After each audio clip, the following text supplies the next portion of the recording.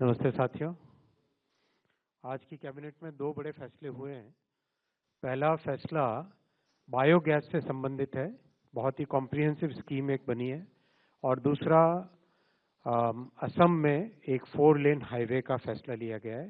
Total 32,000 crore rupees के ये दोनों प्रोजेक्ट्स और स्कीम्स मिला के है। इनके बारे में आपके सामने एक विस्तृत चर्चा रखूंगा। हम सब जानते हैं कि भारत की जो नेचुरल गैस का कंजम्पशन है उसमें करीब 50% इंपोर्ट करना पड़ता है।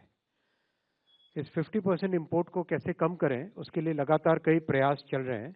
और हम सब जानते हैं कि किस तरह से जियोपॉलिटिकल डेवलपमेंट से भारत में एक वल्नरेबिलिटी आ जाती है। If there is a serious geopolitical conflict, then sometimes the import of LNG can be disrupted. So how to reduce this dependence is the objective. और इसमें अगर बहुत भारत के प्रॉपर बायो एग्रो रिसोर्सेज, यानी गांव में खेती के बाद में जो अगर जो बायो मास बच जाता है या फिर जो हमारे कैटल का काउ डंग है उसका यूज़ कर सकें। इस तरह की कई जो वेस्ट मटेरियल्स यूज़ होते हैं उनका अगर प्रॉपर यूज़ कर सकें और उससे गैस बना सकें तो then it can be a significant amount of gas to be generated. तो आज जो स्कीम अप्रूव हुई है वो एक कॉम्प्रिहेंसिव स्कीम है जिसमें 6 पिलर्स हैं। जो compressed biogas CBD compressed biogas बनती है सिटी और एग्रो वेस्ट को डाइजेस्ट करने के बाद में, उसको फर्मेंट करने के बाद में, तो उससे जो गैस बनती है उस गैस के यूटिलाइजेशन के लिए अश्योर्ड ऑफ टेक का पिलर रखा गया। यानी जो भी मैन्युफैक्चर करेगा बायोगैस उसको एक अश्योर्ड ऑफ टेक यानी उसके प्रोडक्ट को खरीदने की गारंटी दी जाएगी। जब वो मान लो किसी ने गैस बनाई, बेच पाए ना पाए, तो वो एक अनसर्टेनिटी रहती है। उस अनसर्टेनिटी को दूर करने के लिए एक अश्योर्ड ऑफ टेक यानी बाय करने का गारंटी इसमें दिया गया है। सेकेंड है प्राइस की स्टेबिलिटी। प्राइस, ग्लोबल ऑयल का प्राइस, गैस का प्राइस अप एंड डाउन होता रहता है, तो बायोगैस को वो सब वॉलेटिलिटी प्राइस की न देखनी पड़े, इसके लिए एक अश्योर्ड प्राइस का सिस्टम बनाया गया है। और जो कैपिटल एक्सपेंडिचर होता है बायोगैस के प्लांट लगाने में, उसमें सपोर्ट दिया जाएगा, कैपेक्स का सपोर्ट। और चौथा पिलर है पाइपलाइन का इंफ्रास्ट्रक्चर, यानी जहाँ से बायोगैस का प्लांट लगता है उस वहाँ से कंज्यूमर्स तक पहुँचाने के लिए जो पाइपलाइन का नेटवर्क चाहिए उसको सपोर्ट करने के लिए भी इस स्कीम में 4th पिलर रखा गया है। 5th पिलर है MSMEs और विशेषकर जो विमेन लेड MSMEs हैं उनके लिए क्रेडिट गारंटी। और 6th पिलर है इनोवेशन के लिए। मान लो कोई नए मेथड से करना चाहे, कोई नया टेक्नोलॉजी लाना चाहे इसमें, तो उनको एक इनोवेशन का स्कोप चैलेंज फंड के थ्रू दिया जाएगा। इन 6 पिलर्स को लेके स्कीम बनी है। स्कीम गोवर्धन स्कीम है। इसमें बेसिकली जो हमारे अभी existing city gas pipeline distribution आ चुका है, प्लस पाइप नेचुरल गैस भी देश में कई जगह कई शहरों में आया है। इन सब का इस बायोगैस के प्रोडक्शन सेंटर्स के साथ कनेक्शन किया जाएगा। कैपिटल सपोर्ट जो मिलेगा वो करीब अप टू रुपीज 2 करोड़ पर TPD, टन्स पर डे प्रोडक्शन के प्लांट के लिए इसमें मिलेगा। पाइपलाइन इंफ्रा बताया आपको। क्रेडिट गारंटी जो लोन दिया जाएगा MSME को, उसका करीब 85% of the loan will be guaranteed as a part of this programme. उससे काफ़ी सुविधा होगी विशेषकर MSMEs को इसमें इन्वेस्टमेंट करने के लिए। जो कंप्रेस्ड बायोगैस CBG, इसका प्रोडक्शन अगले एक डेकेड के अंदर 10 गुना बढ़ाने का टारगेट लिया गया है। करीब 5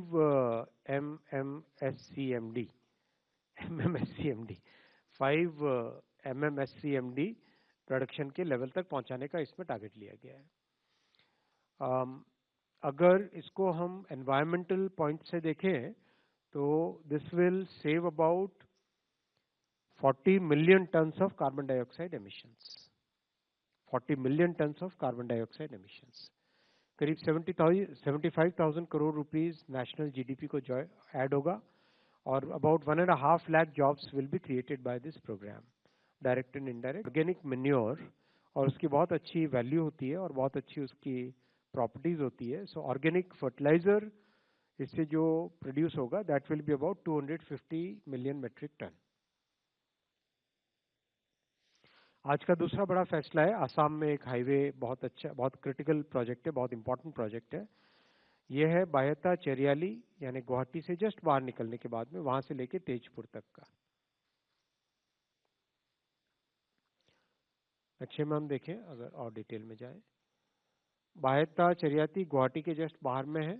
ये गुवाहाटी, यहाँ पे रेड कलर का स्टार जो लगा हुआ है वहां पे, गुवाहाटी से आगे टुवर्ड्स रौता, रौता से तेजपुर, ये वाला सेक्शन है कंप्लीट।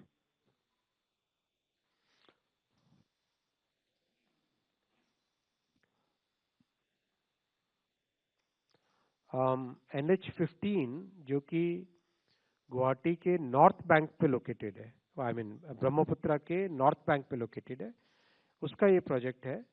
और ये आगे जाके बहुत सारे अरुणाचल के, आगे नागालैंड के, इन सब के लिए कनेक्टिविटी का एक बहुत इंपॉर्टेंट हाईवे बनता है।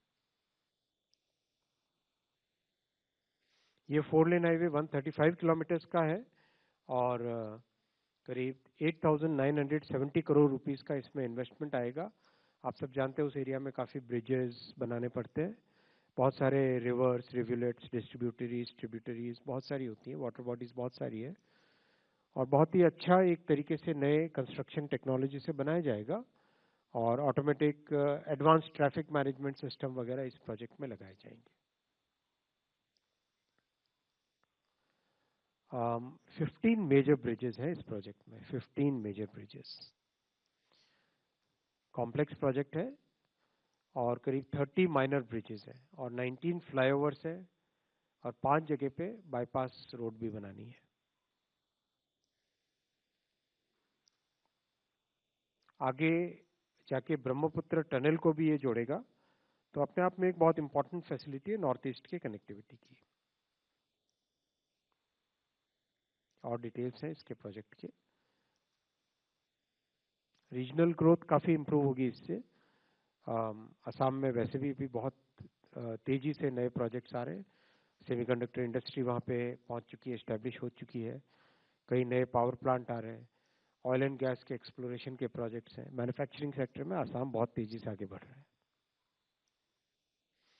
साथियों, माननीय प्रधानमंत्री श्री नरेंद्र मोदी जी की इस ऐतिहासिक थर्ड टर्म में भारत के लिए बहुत अच्छा एक फाउंडेशन बनाने का जो काम चल रहा है, उसमें railway, highway, metro, airports, ports, ropeways, इन सब की इम्पोर्टेंस अगर आप देखें तो every 1 crore rupee that we invest in infra, वो मिडिल क्लास के लिए, देश के लिए एक फाउंडेशन तो बनता है, साथ ही साथ उसकी इकोनॉमिक एक्टिविटी जनरेट होती है अबाउट 3.6 करोड़ रुपीस की, और 1 crore investment leads to 3 to 4 employment, so that is a big employment generator for our economy.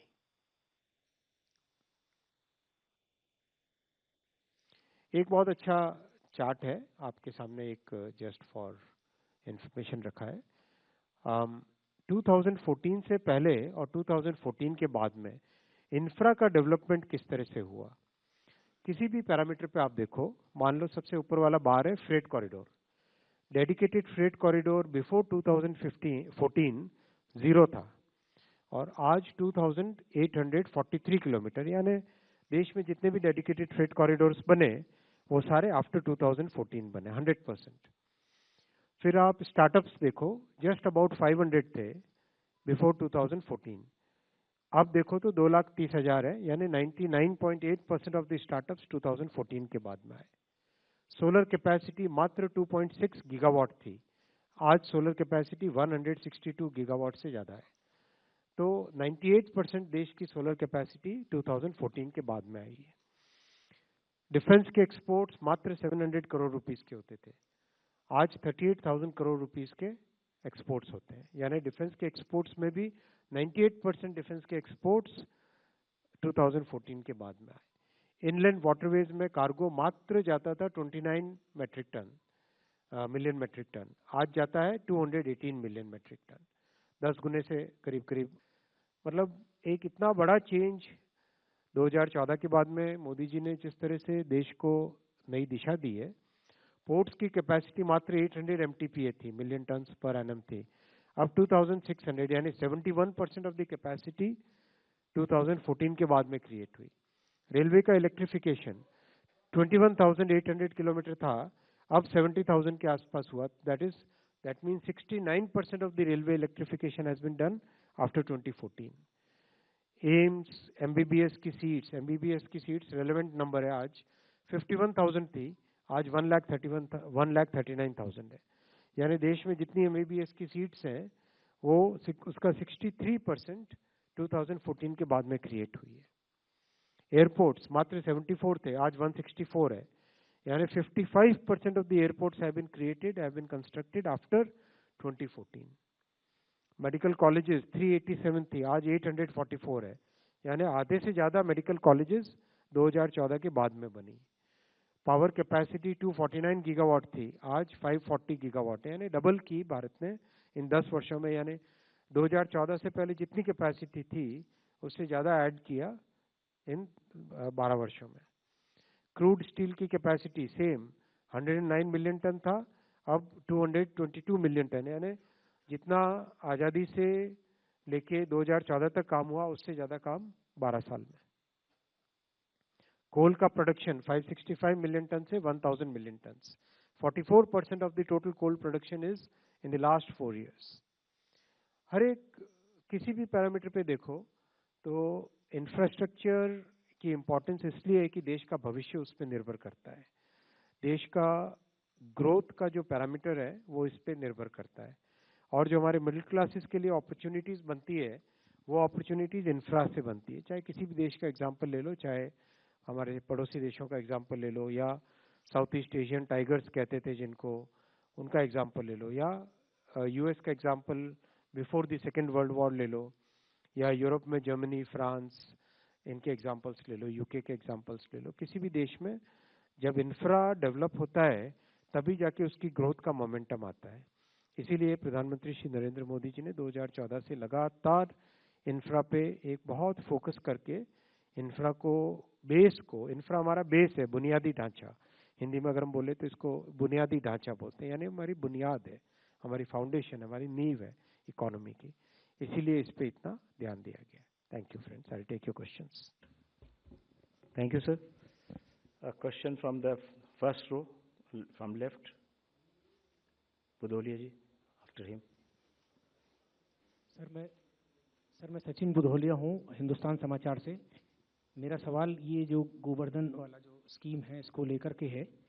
एक तो इसमें टोटल कितना एक्सपेक्ट कर रहे हैं कि इसमें कितना प्रोडक्शन होगा गैस का, दूसरी चीज़ कि इस गैस का उपयोग क्या केवल रसोई गैस में होगा या वाहनों में भी, या जो सीएनजी का जहाँ जहाँ इस्तेमाल होता है उनमें होगा, या सीएनजी में मिक्स करके जैसे E20 का चल रहा उस तरह का भी कोई प्लान होगा? सर मैं ब्रह्म प्रकाश हूँ जी न्यूज़ से। मेरा सवाल इसी गोवर्धन योजना को लेकर है कि एक तो जो प्लांट लगेंगे क्या ये पॉपुलेशन वाइज कुछ इस तरह का होगा, ग्रामीण इलाकों में या फिर शहरी इलाकों में, इसका कोई कंडीशंस है? दूसरा, पहले जैसे गोबर से जो बायोगैस बनाते थे उसके प्लांट भी देश में पहले शुरुआत हुई थी, लगे थे, तो उनसे क्या कोई डेटा है कि अभी कितना उनसे उत्पादन होता है? Thank you. First row, second row, या 76. Mike, please. Mike and your परिचय। कोमल शर्मा, भारत एक्सप्रेस। सर ये स्कीम कितनी बेनिफिशियल रहेगी और कब लॉन्च हो सकती है सरकार की तरफ से? नेक्स्ट सेकेंड रो, नहीं थर्ड रो में 127। अच्छा, okay. Hello sir, I am Rajesh from Bloomberg. Wanted to ask that the 237 billion rupees that you have allocated for this thing, is it something already allocated for in the budget, or how are you going to fund that? Sir Aseem Manchanda, CNBC Awaaz. Sir time period नहीं बताया कितने साल के लिए? Next Sir, Ishan from Money Control. Sir, what is the, does this change the targets that you had set earlier about 5,000 plants were to be constructed by? Next row, 47. Sir मैं तरुण शर्मा हूँ जी business से। Sir आपने कहा assured price होगा इसके लिए, sir वो price क्या होगा? और जो 23,000 करोड़ आप इस बजट जो आज कैबिनेट ने अप्रूव किया है, इससे कितने नए प्लांट्स जो हैं वो एस्टेब्लिश हो पाएंगे? Thank you. 249, yes, backside. Sir, Prakash Vedashi from ET now. The Govardhan scheme was launched in 2018. So how is the new scheme different from the existing one? And also, or does it simply providing additional benefits under the existing framework? I think questions are over. Yes, thank you.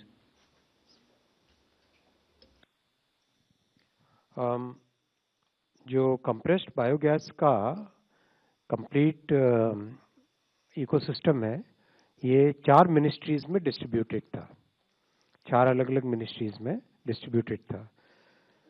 इससे comprehensive growth बनाने के लिए ये ज़रूरी reform था कि हम इसे एक कॉन्सेंट्रेटेड एक मिनिस्ट्री में फोकस करें, जिससे कि फोकस्ड वे में आगे जाया जा सके। दैट्स वाई पूरी स्कीम को ministry of petroleum and natural gas में लाया गया है। इसका बेस केवल काउडंग नहीं है, इसके बेस में बहुत सारे जो बायो एग्रो सिटी, जितना भी बायो वेस्ट है, जितना भी बायो बाय प्रोडक्ट है, लेट्स से खेती किसानी के बाद में जो बच जाता है वो भी इसका इनपुट होता है। शहरों के अंदर जो बायो वेस्ट आता है वो भी इसका इनपुट होता है।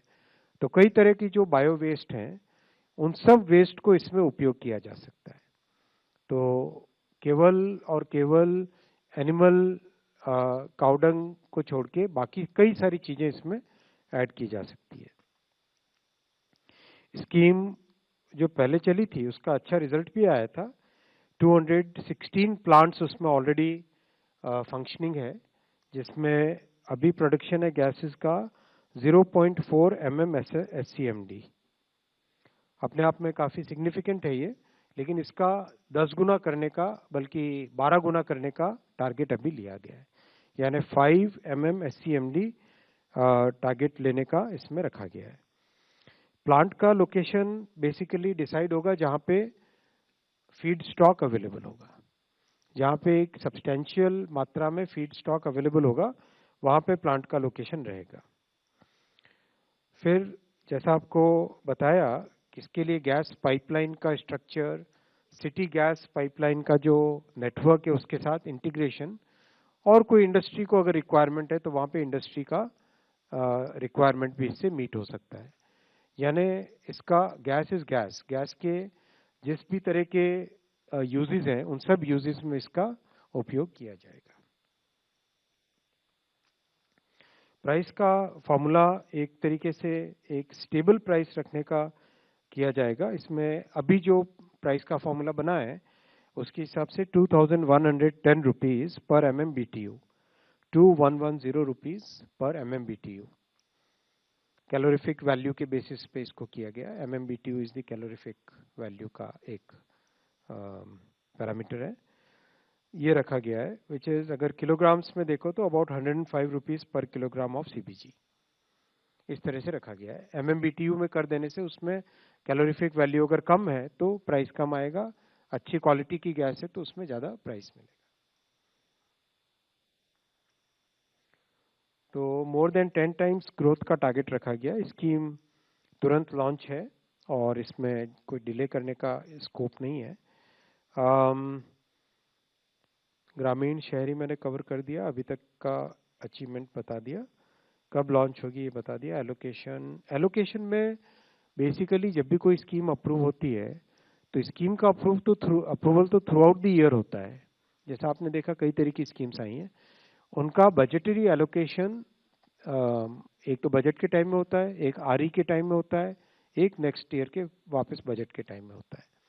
तो कई स्कीम्स के लिए एक बार एक टोकन अमाउंट रखा जाता है और स्कीम के कैबिनेट में अप्रूवल के बाद में फिर उसको आगे खर्चे का अप्रूवल मिलता है. That's the way accounting system works in India, है ना. राजेश, आपका बताइए क्वेश्चन.